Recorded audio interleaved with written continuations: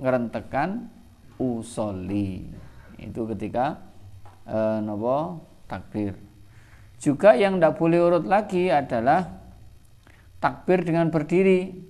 Karena takbir posisinya di dalam berdiri. Juga tidak boleh urut lagi pada membaca Fatihah dan berdiri. Karena Fatihah ada di berdiri, ya kudu bareng. Terus tidak juga pada tasyahud dan duduk. Tidak juga pada sholawat dan duduk. Nah ini. Jadi lek napa di debat ajarine kudu tartib. Tapi lek niat karo takbir piye? Nah nggih. Terus duduk dengan tasyahud bagaimana? Nah makanya ini yang untuk selain itu yang harus tartib. Untuk yang sudah disebutkan tadi, yaitu maka tidak boleh tartib, tapi justru harus bareng. Terus kalau seseorang itu meninggalkan niki tartib, jadi dengan sengaja meninggalkan tartib, mendahulukan rukun yang fi'li atas rukun fi'li yang lain seperti sujud sebelum rukuk. Yombu praktek pokoke sujud dhisik baru rukuk. Atau mendahulukan rukun qauli sebagaimana dia rukuk sebelum baca Fatihah. Jadi rukuk dhisik lagi maca Fatihah. Atau mendahulukan rukun qauli misalkan salam atas rukun qauli yang lain semacam tasyahud, itu nanti batal sholatnya. Jadi durung maca tasyahud salam, urung tasyahud wis salam dhisik, lah itu juga membatalkan.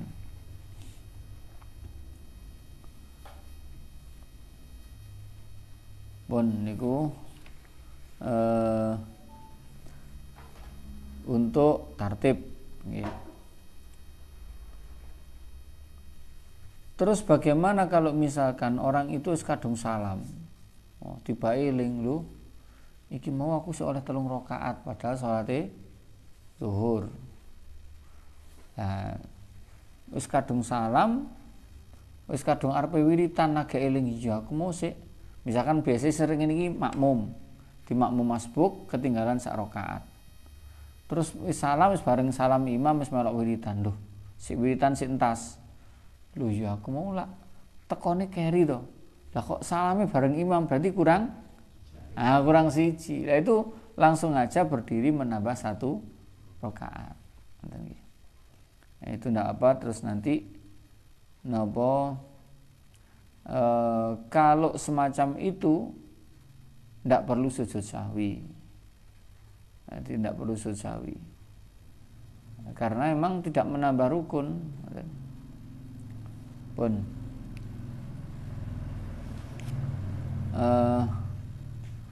langsung pembahasan selanjutnya giniku sunanus sholati wa makruhatuha. Sunnah-sunnahnya sholat dan kemakruhan-kemakruhan sholat. Pun yang pertama at-tajammul bil libas, membaguskan pakaian. Jadi sunnahnya yang pertama, orang kalau sholat itu sunnah pakai pakaian yang bagus.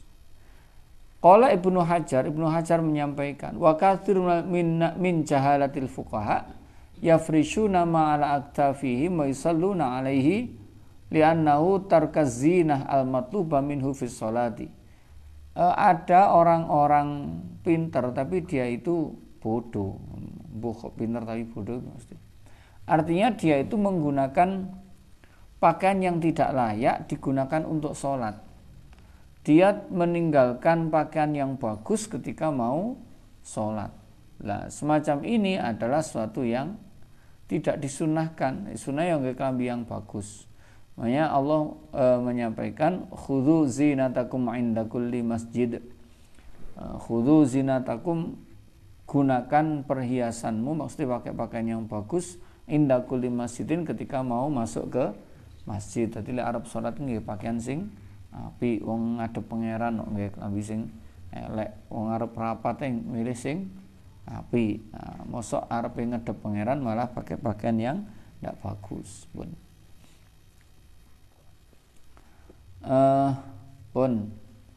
Kecuali kalau memang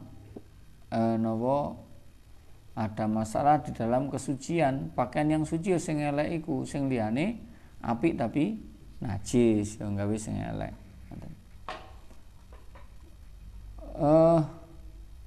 Qala Al-Ghazali fil Ihya la yaruddu al-musalli ridaahu idza saqata. Orang yang sholat itu ketika selendangnya itu jatuh. Selendang ini ngarani serban niku nggih. Illa li'udrin, itu nanti enggak perlu dia mengambil kembali kecuali kalau memang ada udzur, misalkan hawanya adem banget. Lek gak kemulan, gak betah, itu nanti enggak apa-apa diambil.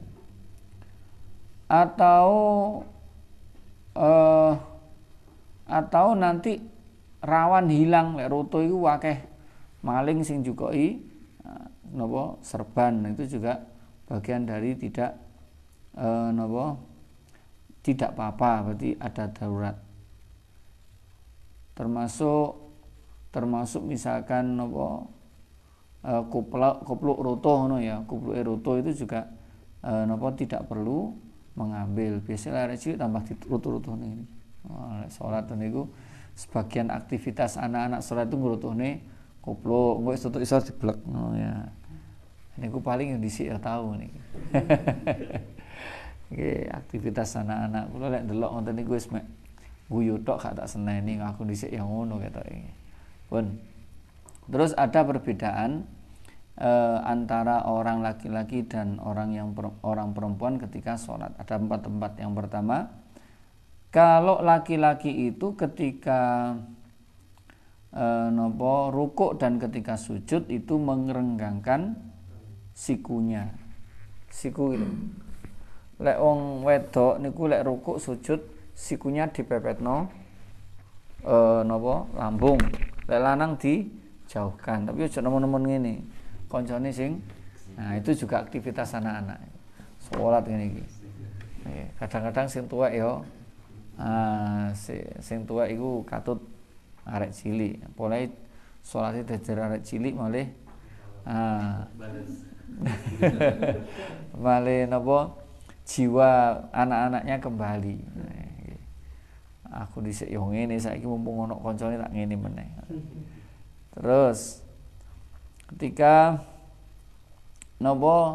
untuk laki-laki ada kesunahan mengeraskan, melantangkan suara di tempat-tempat yang disunahkan untuk melantangkan.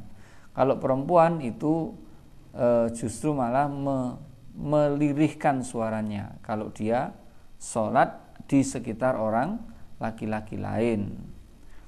Tapi kalau perempuan itu sholat sendiri, maka dia juga disunahkan melantangkan suara. Tapi desibelnya atau ukuran lantangnya itu harus di bawah laki-laki.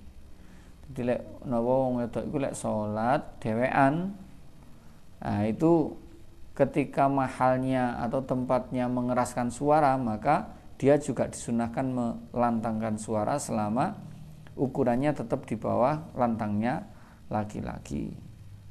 Jadi lek bareng karo lanang wedok ya ndak, tetap meririhkan suara. Wong wedok dikon muni tambah banter biasanya. Pun.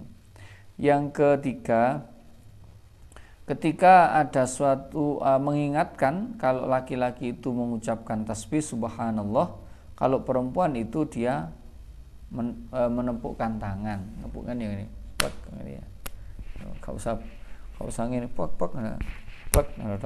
Satu kali itu enggak sampai menambah gerakan.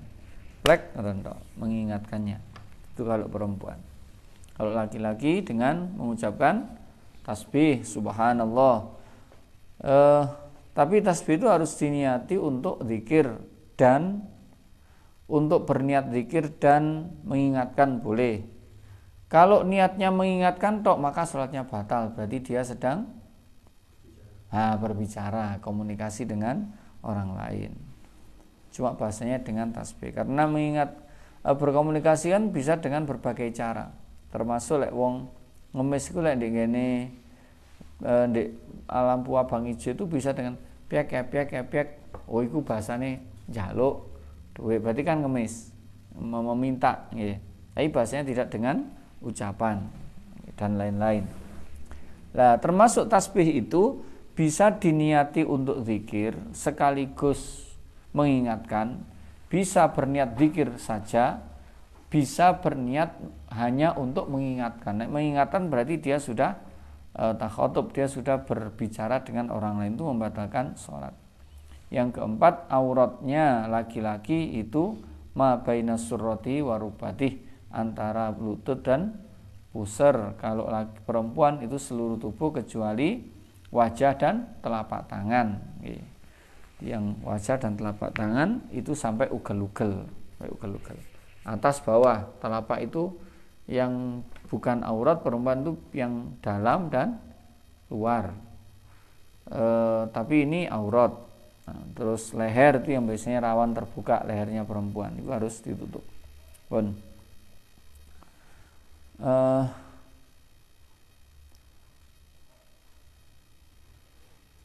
itu perbedaan laki-laki dan perempuan. Itu hukumnya sunnah semuanya, tidak ada yang wajib untuk hal ini. Kayak misalkan merenggangkan tangan dan seterusnya, itu tidak merupakan rukun tapi kesunahan sholat. Terus kuria kasfu ra'sin wa mangkibin li anna sunnata atajammulu fi sholatihi bi taghtiyati ra'sihi wa badanihi. Dimakruhkan sholat dengan membuka kepala dan pundak. Jadi sakjane sholat itu masih mek sarungan tok, nggih, pokoke sarunge iki nutupi udel karo nutupi napa dengkul, itu sebenarnya sah. Nah, tapi seperti itu makruh. Kenapa makruh? Karena sholat itu ada syariat syariat untuk tajamul, berhias, memantaskan diri untuk sholat. Nah, makanya kalau tidak pakai kopiah atau membuka pundaknya, itu juga bagian dari tidak tajamul, tidak berhias diri. Pun niku mawon berkaitan kali kesunahan yang pertama, yaitu atazayyun, yaitu atajamul bil libas, pakai pakaian yang bagus ketika sholat. Yang kedua, kesunahannya adalah khusyuk. Khusyuk itu kalau menurut Imam Malik hukumnya wajib, sehingga kalau tidak khusyuk batal sholatnya. Wa qala fi tuhfah wa li anna lana wajhan ikhtarahu jam'un annahu syartun lisihati lakin fil ba'di intaha wal aso annahu sunnatun indana. Jadi kalau menurut Imam Syafi'i bahwa khusyuk itu hukumnya sunnah, kalau menurut Imam Malik hukumnya wajib. Bila melok Imam Malik ndak khusyuk, ya sholatnya ndak sah. Qala al-qadi yukrau ayu fakkira fi sholati fi amrin dunyawiyyin aw mas'alatin fiqhiyatin. Amma tafakkuru fi amril akhirah fala ba'sa bihi. Menurut Qadi Husain itu disebutkan bahwa dimakruhkan berpikir ketika sholat itu tentang masalah dunia atau masalah fikih. Sementara kalau tafakur untuk masalah akhirat itu tidak apa-apa. Misalkan masalah dunia itu yo wis sholat mari ngono mikir kingko enake Quran apa sing kira-kira iki wis ngene iki wis wayahe arek sekolah iki kulaan buku iki laris. Itu masalah mikir urusan dunia. Atau justru masalah fikih juga demikian. Mau mari bahas masail. Ki hukume arisan kurban iki piye? Nah, itu dipikir ketika sholat itu juga bagian dari sesuatu yang makruh. Nah, sementara kalau yang difikirkan tuh urusan akhirat, yaitu tidak apa-apa, la ba'sa pun. Wa an Mu'ad bin Jabal, man arafa man ala yaminihi wa shimalihi muta'ammidan wa huwa fi sholati fala sholatalah. Bahkan agak keras Mu'ad bin Jabal ini menyebut tentang khusyuk, orang yang dia itu tahu sapa sing ndek tengenku, sapa sing ndek kiwaku. Nah, itu dianggap orang yang sholatnya tidak sah. Jadi sholat itu jangan mengedep pangeran betul, gak roh sing kanan sapa sing kiri sapa. Lho, kula biasa kok ngene iku. Lho kok iso lah musafir kok. Sholat nang masjid nang Tuban kono kanan kirine gak ya, maksudnya ini bukan begitu, gak merasakan ada orang di sekitarnya. Nah niku napa menurut Mu'ad bin Jabal dalam kitab I'anatul Talibin. Idza kanat sholatu fil baiti wa fil masjidi bil jamaati walakinnahu idza shalla fil masjid la yahsulahu khudurun wa khusyu'un. Ada pilihan dia itu sholat di rumahnya atau di masjid dengan jamaah. Walakinnahu idza shalla fil masjid la yahsulu lahu khudurun wa khusyu'un. Tapi lek sholat di masjid gak iso khudur, gak iso khusyuk. Tapi lek sholatnya di rumah itu bisa khudur, bisa khusyuk. Itu bagaimana? Fal muqaddam as-sholatu fi ghairil masjidi ma'al khudur. Wa in fatatuhu fadilatul masjid. Menurut qaul mu'tamad, kalau memang kasusnya demikian, itu sebaiknya dia sholat tidak di masjid. Itu kalau sholatnya dia di rumah bisa khusyuk, bisa khudur. Nah, maka demikian dia sebaiknya sholatnya di rumah. Misalnya sholat di omah iso khusyuk. Kenapa demikian? Meskipun fatatu fadilatul masjid, meskipun dia tidak dapat keutamaan sholat di masjid. Kenapa kok didulukan yang khusyuknya daripada masjidnya?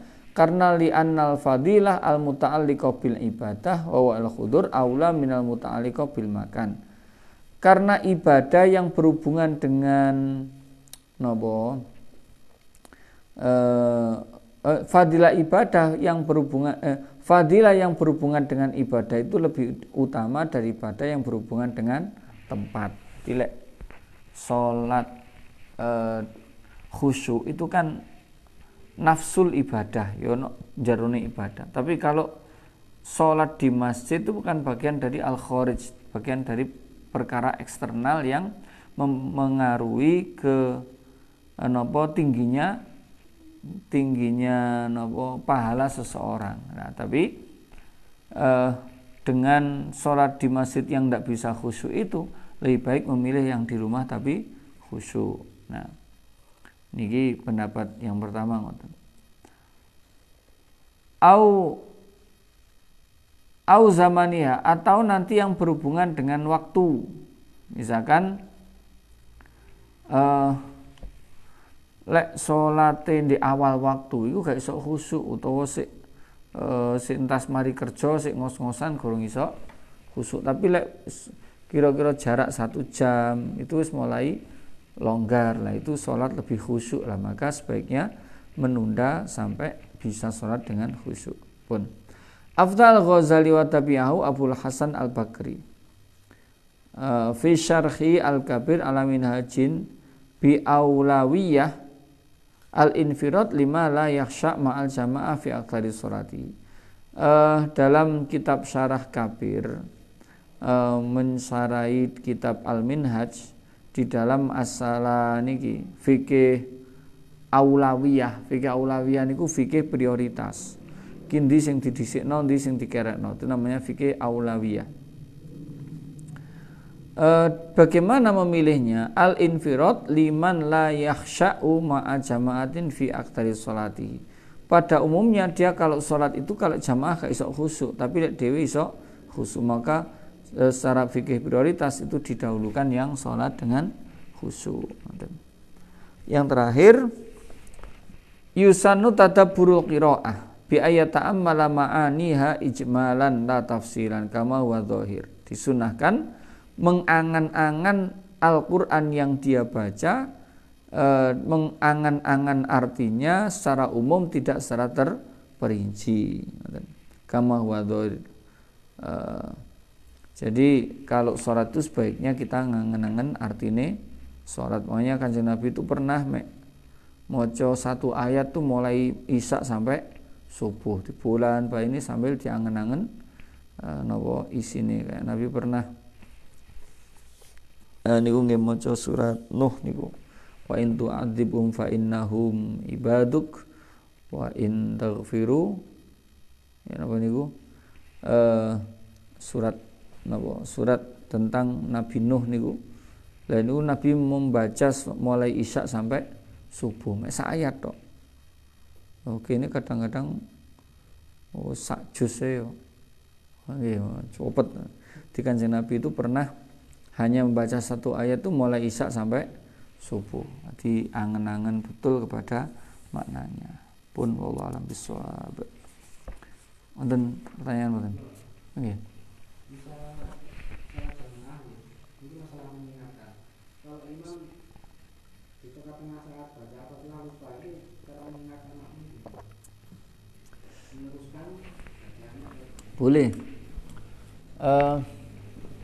Misalkan lupa, bahkan misalkan lupa surat gitu ya, kita baca surat juga boleh. Tapi yang penting wow, kalau kita baca Fatihah ya kita baca Fatihah, kita niatnya bukan niat mengingatkan, kita niat membaca, itu boleh ya, jadi niat membaca itu boleh.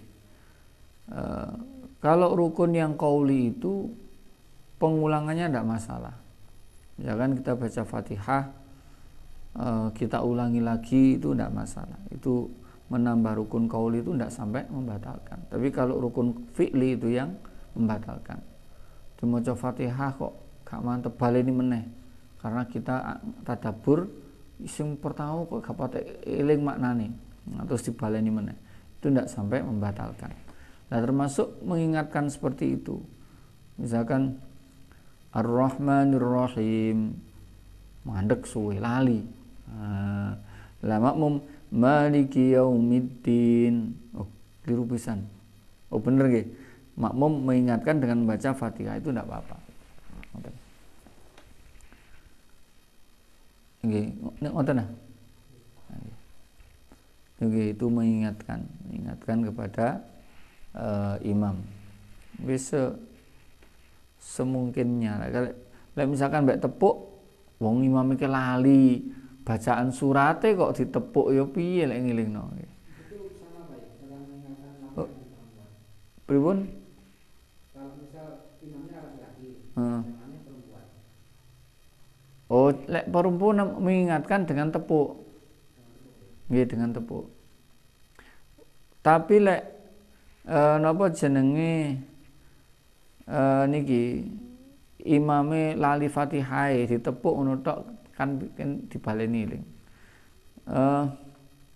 Lek misalkan ngeten, yang penting itu kalau misalkan ditepuk kok gak anu, itu bagaimana? Lah, makmum meskipun perempuan itu dia membaca banter itu hukumnya makruh, tidak sampai membatalkan.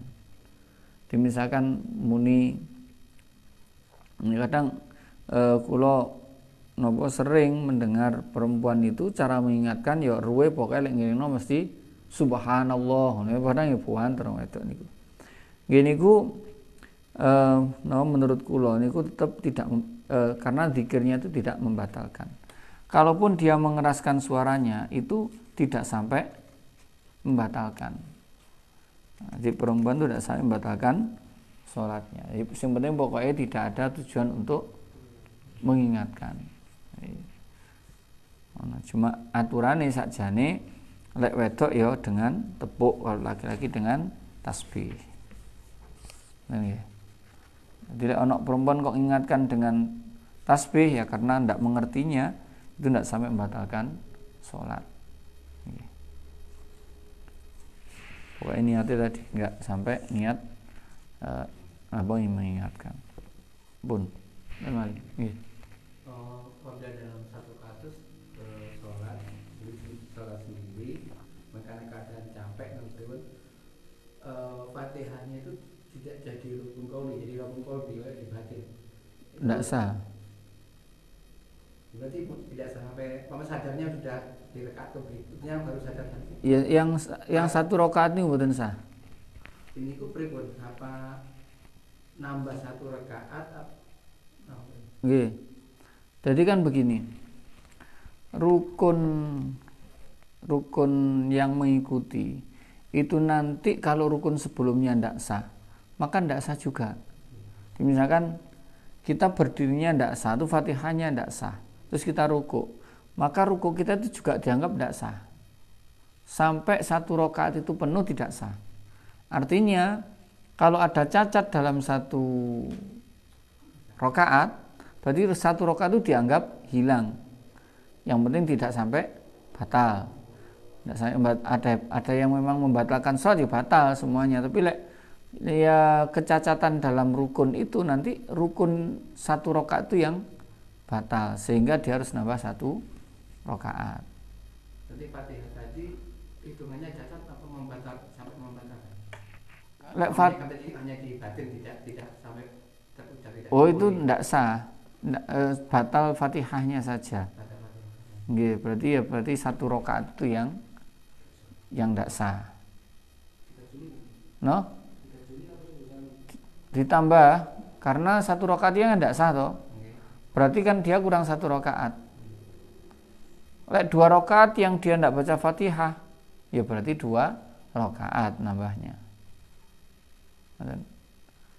Cara menambahnya itu umpamanya dia ingatnya di Fatihah yang di rakaat kedua, tidak qauli yang cuma di batin. Ketika sampai di rakaat masalah zuhur rakaat keempat, apa tetap tahiyat dulu apa langsung berdiri tanpa tahiyat? Langsung berdiri. Langsung berdiri. Jadi seolah 5 rakaat nih. Seperti 5 rakaat. Yang tampak 5 rakaat, tapi sebenarnya dia sedang 4 rakaat karena rakaat pertamanya tadi batal. Kalau sujud sahwinya itu untuk semua kecacatan semua kecacatan dalam sholat itu, yang penting tidak membatalkan sholat itu disunnahkan sujud sahwi. Sujud sahwi itu kan pertama karena dia meninggalkan sunnah ab'ad atau ada kecacatan dalam sholatnya yang tidak sampai membatalkan. Misalkan lali lali kunut ya jelas itu memang ab'ad, atau lali tahiyat awal itu juga ab'ad. Misalkan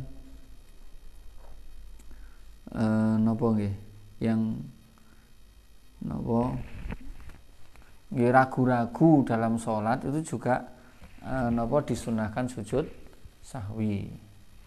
Misalkan iki telu apa papat ya, oh berarti telu. Nah dia nambah 1 rakaat. Lah itu bagian dari kelupaan. Nah itu juga disunnahkan sujud sahwi. Pak misalkan salam lali gak sujud sahwi wis ndak usah sujud sahwi, karena sujud sahwi pun hukumnya juga sunnah.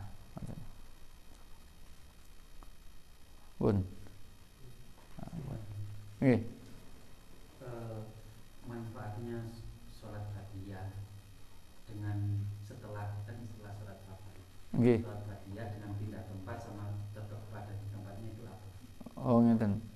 Semua tempat yang kita gunakan untuk ibadah itu akan menjadi saksi di akhirat. Semua tempat. Jadi kenapa kita harus pindah itu? Agar tempat yang tadi yang kita tinggali yang kedua itu menjadi saksi bahwa kita juga pernah sholat di tempat itu. Jadi nanti di akhirat itu semua tempat yang kita gunakan untuk kebaikan akan datang sebagai saksi. Tempat yang kita gunakan untuk maksiat itu juga akan datang menjadi saksi yang pemberat. Kalau yang dengan saksi yang meringankan. Nah, makanya kenapa kita harus pindah tempat? Nah, pindah tempat itu juga harus jangan di tempat yang tidak lebih afdol. Kalau misalkan sholatnya itu sholat di rakaat di shaf yang kedua, maka sebaiknya kalau dia mau pindah ke shaf 1. Tambah mundur. Apa mundur nyedeki lawang. Kan sajane kan ngiras-ngirus temule mampir. Mandek ndek kene napa tempat yang dekat dengan pintu. Nah, itu tidak tepat. Yang tepat itu filosofinya itu kita kan setiap saat dari kehidupan kita kan harus tambah lebih baik.